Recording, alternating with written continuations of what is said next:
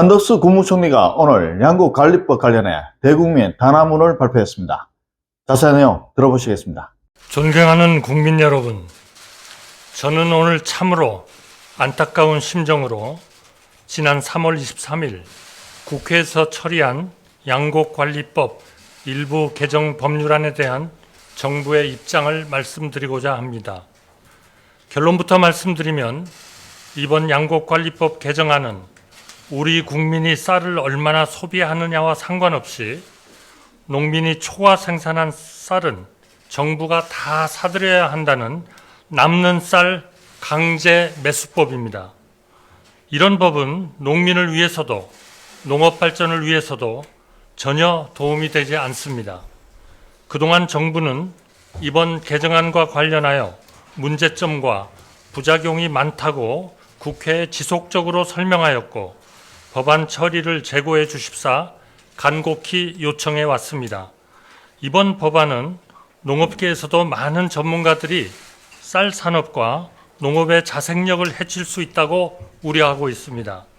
한농련, 쌀전업농연합회 등 농업인 단체들도 법안에 대한 반대의 목소리를 내고 있습니다. 상황이 이런데도 국회에서 양국관리법 개정안이 일방적으로 처리되었다는 점을 저는 매우 유감스럽게 생각합니다. 국민 여러분, 쌀은 우리 국민의 주식이며 농업과 농촌 경제의 핵심입니다. 정말 농업을 살리는 길이라면 10조 원도, 20조 원도 충분히 쓸 수 있습니다.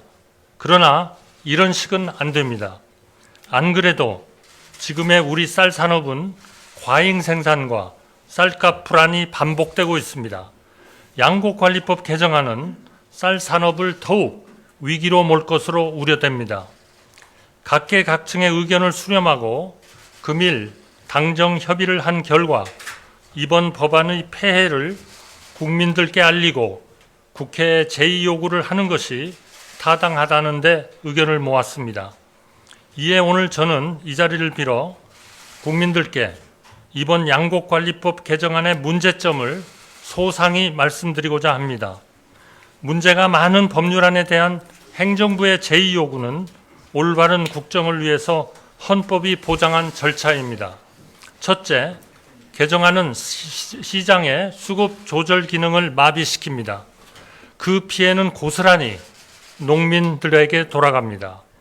지금도 정부는 반복되는 생산 과잉으로 가격이 폭락할 때 남는 쌀을 사들이는 쌀 시장 격리를 실시하고 있습니다. 하지만 이 조치는 시장이 제 역할을 못하는 긴급한 상황에 한해 최소한의 수준으로 이루어져야 합니다. 쌀이 남아도는데도 영구히 무조건 사들이는 것은 시장의 수급 조절 기능을 더욱 무력화시킵니다. 공급 과잉이 더 심해지고 가격은 더 떨어질 것입니다.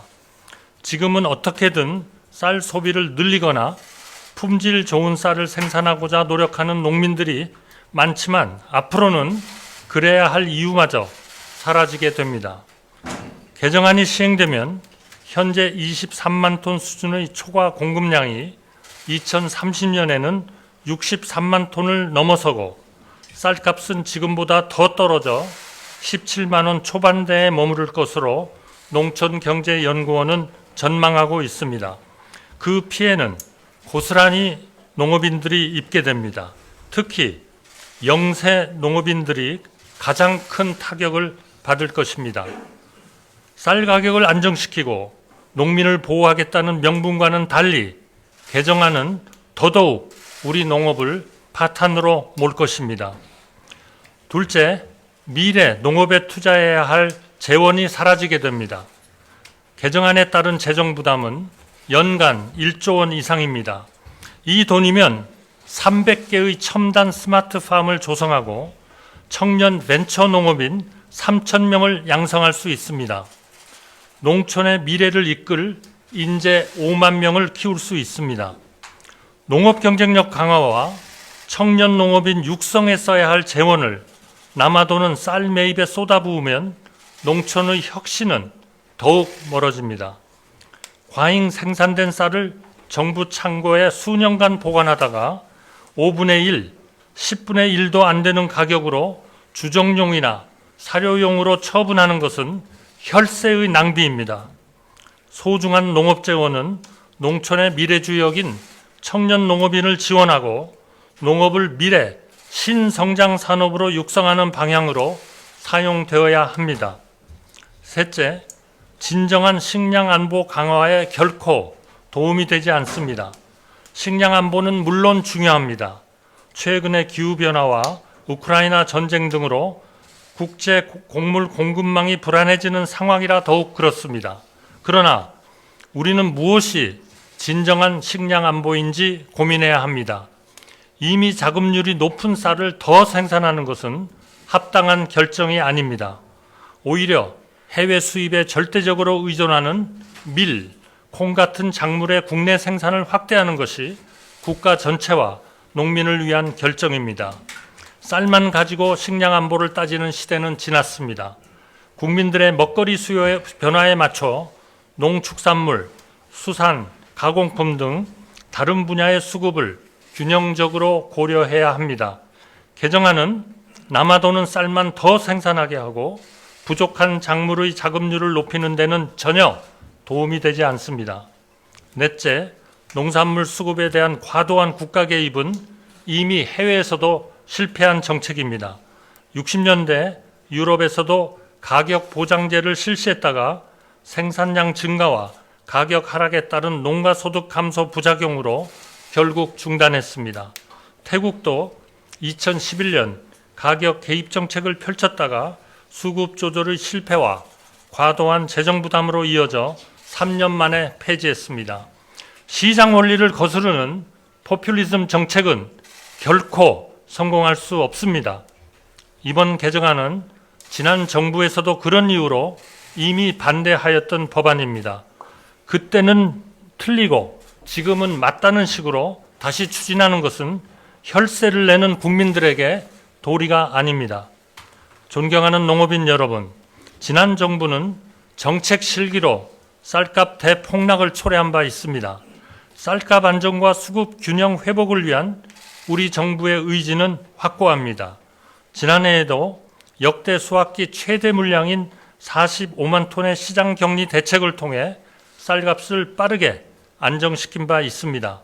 오늘 정부와 당은 농업 미래 발전과 쌀 수급 안정에 대해 진지하게 논의하였습니다. 우리 정부는 시장을 왜곡하는 정책이 아니라 진정으로 농업을 살리는 다양한 지원 정책을 통해 식량 생산의 수급 균형을 맞춰 나가겠습니다. 쌀 소비 수요를 최대한 확대하고 고품질 쌀 생산 체계를 강화하는 등 쌀 산업의 경쟁력 강화에 집중하겠습니다. 더 이상 쌀만 생산해서는 안 됩니다. 밀이나 콩 등 다양한 작물을 재배하는 농민들에게도 직불금을 지원하겠습니다. 수입밀을 대체할 수 있는 가루쌀 산업도 활성화시키겠습니다. 미래 농업, 농촌의 발전을 위해 과감히 투자하고 지원하겠습니다. 국민 여러분, 국민이 먹고 사는 문제, 그리고 농업, 농촌, 농민의 삶과 직결된 일로 정치적 이익을 추구해서는 안 됩니다. 개정안은 국민 누구에게도 도움이 되지 못합니다. 실패가 예정된 길로 정부는 차마 갈 수 없습니다. 이에 정부는 우리 쌀 산업의 발전과 농업의 미래를 지키기 위해 양곡관리법 개정안 제2요구를 대통령께 건의하고자 합니다. 이러한 결정은 국익과 농민을 위하고 올바른 길로 가기 위한 결단이라는 점을 국회와 농업계 그리고 국민 여러분께서 이해해 주시기를 간곡히 요청드립니다. 앞으로 정부는 생명산업인 농업과 공동체의 터전인 농촌을 진정 위하는 방향으로 더욱 노력하겠습니다. 감사합니다.